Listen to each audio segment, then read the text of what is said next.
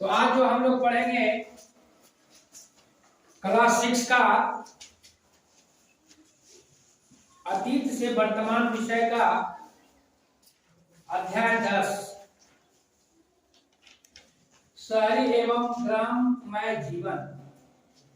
शहरी एवं ग्राममय जीवन आपको पिछले दिन इसका हम लोग भाग 1 में पढ़े थे कि कैसे जो है एक महान सम्राट अशोक का जो है जो सत्ता था उसका उत्तराधिकारी कैसे कमजोर हुआ और जिसके कारण विदेशियों का क्या हुआ, भारत पे आक्रमण हुआ और 200 ईसा पूर्व से 300 ईस्वी तक क्या हुआ, पूरा ये राजनीतिक उथल पुथल का केंद्र है ना। भारत क्या रहा, उथल पुथल का केंद्र। आज हम जानेंगे कि मौर्य उत्तर काल में कृषि एवं व्यापार है ना, कि कैसे आपका कृषि था, कैसे आपका व्यापार था, कैसे हम लोग कृषि करते थे। जैसा कि आपको मालूम ही है कि आप लोग पढ़े थे कि कृषि का काल तो हजारों वर्ष पहले ही शुरू हो गया है ना। जब लोग थे क्या, नवपाषाण काल में तो क्या थे, पशु पालते थे, घुमंतू जीवन था। उसी समय थोड़ा थोड़ा क्या होता, पत्थर का औजार था। उसी समय हजारों वर्ष पहले क्या होता, कृषि का शुरुआत हुआ।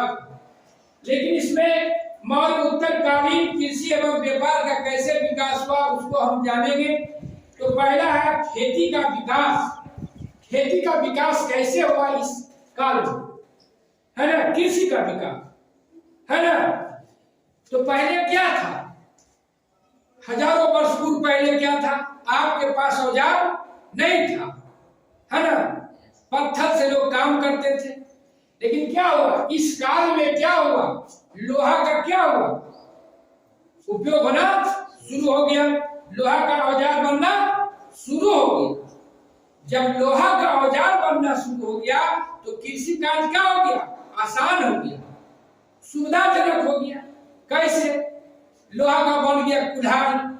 अब जंगल था तो जंगलों के काटने में आराम हो गया कुल्हाड़ी से, है ना, जंगल को काट दिए, है ना, खेत बना दिए।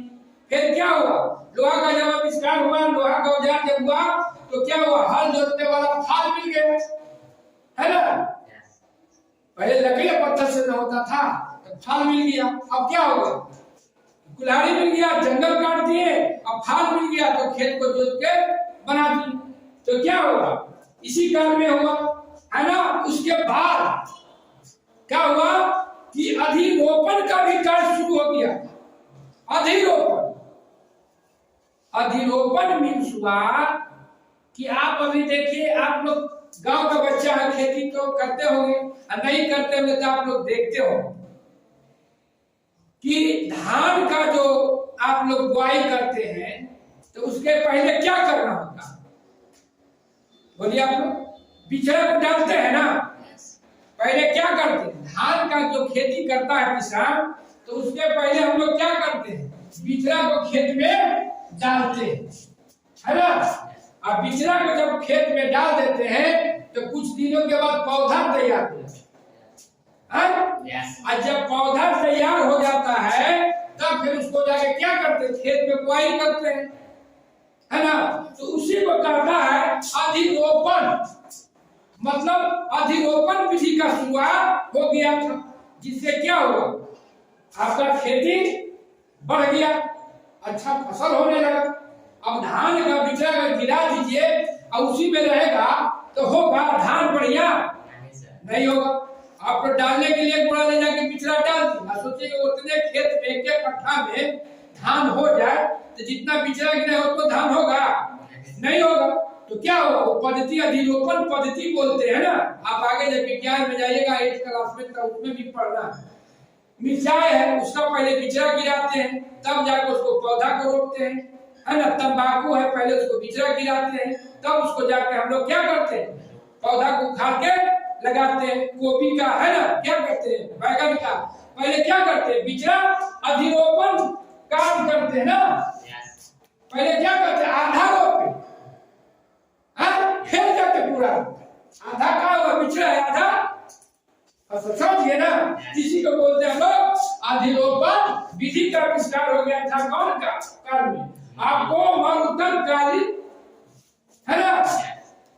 उसके बाद आपको सिंचाई की व्यवस्था, सिंचाई की व्यवस्था। आपका कृषि क्या है, मानसून पर निर्भर है, वर्षा पर निर्भर है, आज भी है, ऐसी बात नहीं है कि आप इस आधुनिक भारत में अभी मानसून पर निर्भर नहीं है, आपको पानी आसानी से नहीं मिल जाता, आपको आज भी मानसून पर निर्भर होता है। वर्षा होगा तो आपकी फसल की बुआई होगी। तो उस समय क्या हुआ था कि आपका सिंचाई की व्यवस्था था, लेकिन फिर उतना उन्नत नहीं था। उस समय भी मानसून पर ही कृषक क्या होते थे, वर्षा पर ही निर्भर रहते थे। लेकिन आपको उत्तर काल में, उत्तर वैदिक काल में आपका कुछ कृषि का जो है सिंचाई के लिए विकास होना शुरू हो गया वैदिक काल में, ठीक ना। वैदिक काल में उसको एक बोलते थे हम लोग घंटी अंक, घंटी अंक उत्तर वैदिक काल में हुआ, उसको बोलते हैं कि हम लोग, आप लोग नहीं जानते होंगे, लेकिन अभी भी गांव घर में कहीं कहीं है, देहात में जाइएगा, ग्रामीण जीवन आप लोग, तो वहां उसको बोलते हैं हम लोग रेहट। क्या बोलते हैं, रेहट, है ना। वो क्या करता है, कुआं था, झील था, तालाब था, उससे होता था, और उसे क्या करता था, रेहट, है ना, वो लगा लेता था जलाशय में ले जाके, और उसको डुबाया खेत में छोड़ा, डुबाया खेत में छोड़ा, तो क्या हो गया, रेहट का भी उस समय प्रचलन शुरू हो गया था। उत्तर वैदिक काल में ही रेहट का प्रचलन आपको शुरू हो गया था, जिससे क्या हुआ, आपको खेती का सिंचाई के लिए सुविधा मिलना शुरू हो गया था। उसके बाद है सुदर्शन झील, सुदर्शन झील, आपका ये सुदर्शन झील है, कहाँ है, गुजरात में, भारत के गुजरात राज्य है ना, वही है आपका सुदर्शन झील। सर्वप्रथम आपको चंद्रगुप्त मौर्य ने इसको बनवाया।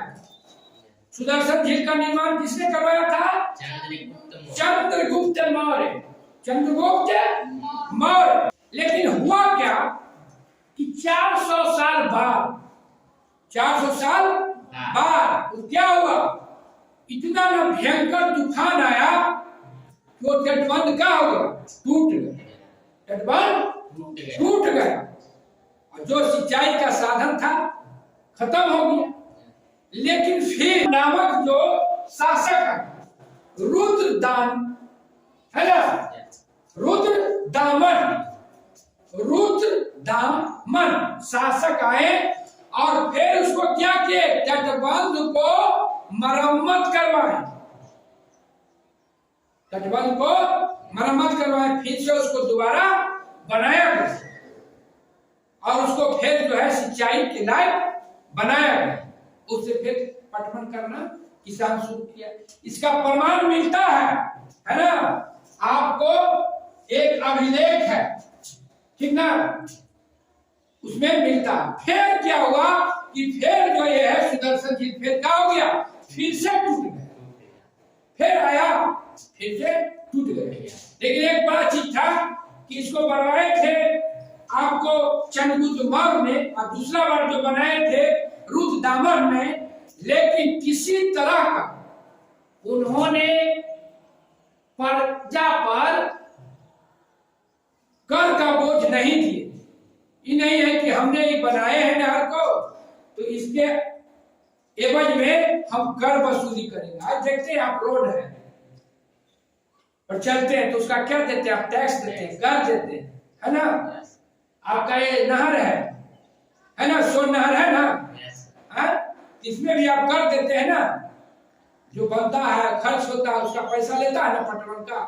लेकिन उस समय ये जो राजा थे रुद्रदामन, उन्होंने जनता पर कोई अतिरिक्त बोझ नहीं दिए, सारी जो है मरम्मती का कार्य जो है अपने सरकारी पैसे से करवाने का काम किए थे। इस तरह से आपको मौर्य उत्तरकालीन कृषि की करीब करीब 300-400 वर्ष के बाद फिर टूट गया। सुदर्शन झील क्या हुआ, फिर टूट गया। जब टूट गया तो उस समय जो शासक थे आपको गुप्त वंश शासक, गुप्त वंश शासक के राजा थे आपका स्कंद गुप्त। स्कंद गुप्त ने फिर से इसको दोबारा से सुदर्शन झील को निर्माण करा, इसलिए कि पहले सबसे जो है कृषि ही मुख्य आधार था, और कृषि के विकास पर ही जो है पूरी विकास होता था, कृषि के कर से ही सत्ता चलता था, है ना। और जब कृषि का विकास हुआ तो क्या हुआ, उसका फायदा क्या हुआ, कृषि के विकास से क्या फायदा हुआ, है ना। जब कृषि का विकास हो गया तो क्या हुआ कि आपको कर वसूली होने लगा तेजी से, लोगों की आवश्यकता शुरू हो गई, है ना, मजदूरों की संख्या बढ़ गई, फसल बढ़ गया तो मजदूरी भी काम खेत में मिलने लगा। इस तरह से क्या हुआ, कृषि के विकास से क्या हुआ, तेजी से क्या हुआ, शहरी एवं ग्रामीण जीवन का क्या हुआ, विकास होना शुरू हो गया। और जब विकास होना शुरू हुआ तो क्या हुआ, लोगों को काम मिलने लगा, काफी कर राजा के भी आने लगा, ज्यादा कृषि हुआ तो ज्यादा ना फायदा होने लगा। फिर क्या हुआ, किलाबंदी होने लगा, राजा को आराम हो गया, पैसा है तो पूरा अपना किला को क्या करवाया, किलाबंदी करवाना शुरू कर दिया। फिर क्या है, आपको सत्ता को सुरक्षित रखने के लिए सेना का भी बहाली शुरू हो गया, है ना। इस तरह से कृषि के विकास जब होने लगा तो आपको लोगों में विकास हुआ, गांव और शहर में विकास हुआ, राजा का विकास हुआ। इस तरह से आज जो है हम लोग ने मरुत्तरकालीन कृषि का विकास के बारे में पढ़े। अब हम पढ़ेंगे कि इसमें व्यापार के कैसे बढ़ोतरी हुआ, कैसे कैसे व्यापार होना शुरू हुआ, कहां कहां से व्यापार शुरू हुआ, वो अगले अध्याय में हम लोग अगले भाग में पढ़ेंगे।